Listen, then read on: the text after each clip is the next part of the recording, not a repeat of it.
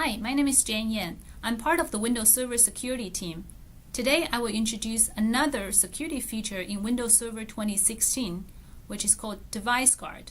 This feature uses virtualization-based security to isolate the code integrity service from the Windows kernel. It can block any unwanted software running, even if the attacker managed to take control of the operating system.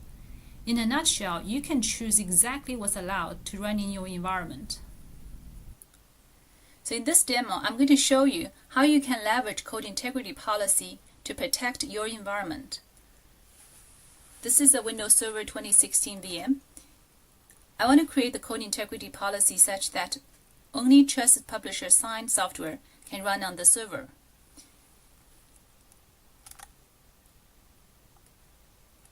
This is a commandlet which scans through both user mode as well as kernel mode files, and finding all the signers, then add them into the code integrity policy. So you would want to actually run this creation policy process on a clean server where you know all the software that you trust running on it.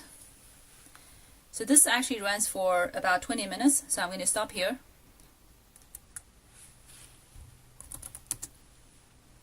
And use the one that I just created. To use this XML file as a code integrity policy, you want to convert that into a binary file, then copy it into the code integrity folder on the server.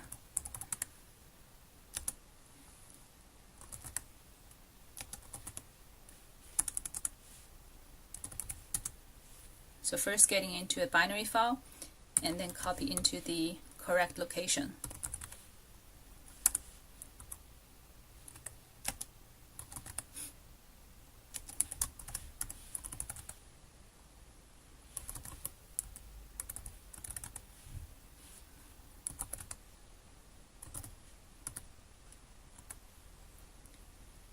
Make sure you name it correctly as the sipolicy.p7b file.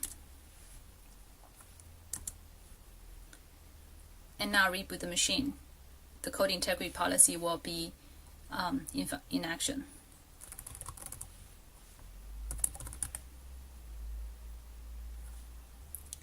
Alright, now machine comes back, and now CI policy is running in audit mode. So this audit mode is like an exercise of what if you have CI policies configured. And now every time you run a file, it will get evaluated. See if this file is actually covered by the CI policy. If not, it's going to log an event. Let's say I have installed a remote desktop connection manager just to check it. See, this file actually doesn't have a signature, which is not basically violating the CI policy on this machine. So let's see what happens when I try to run it.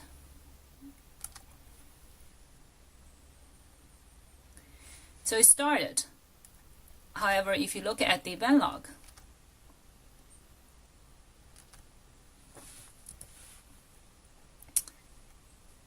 as you can see, these files are getting now logged, saying they don't meet the CI policy.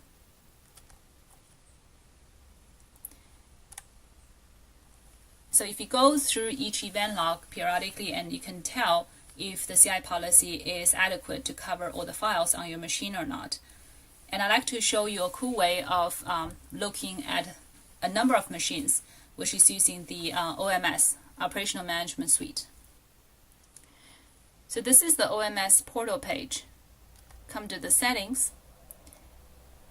I've already created this template, which will retrieve the code integrity event logs from all the management, the servers that have been managed, and add it to the dashboard.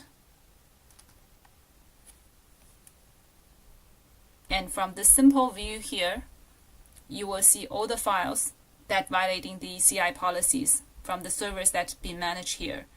Even better with the table view, you can get a very, very good summary on all the files. And after going through all the each of the files, you can decide on whether you want to allow them to run or block them.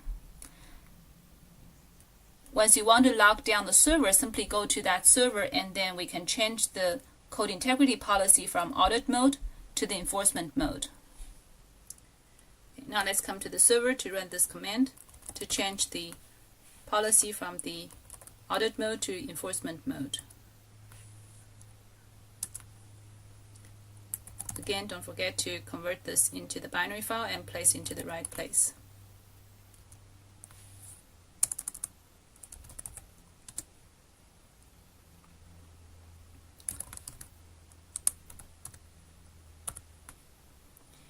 Again, after reboot this machine, the code integrity policy will be in force mode. Now the machine has started.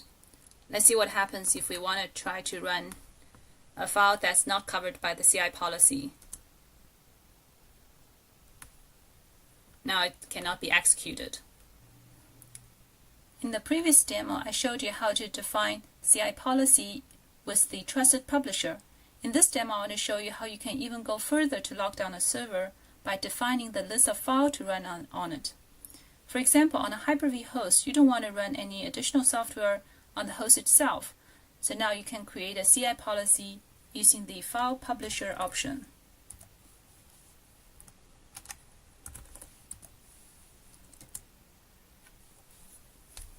This commandlet will run for about 20 minutes. After it's done, you will have a policy like this. Again, converting this policy into the enforcement mode and restart.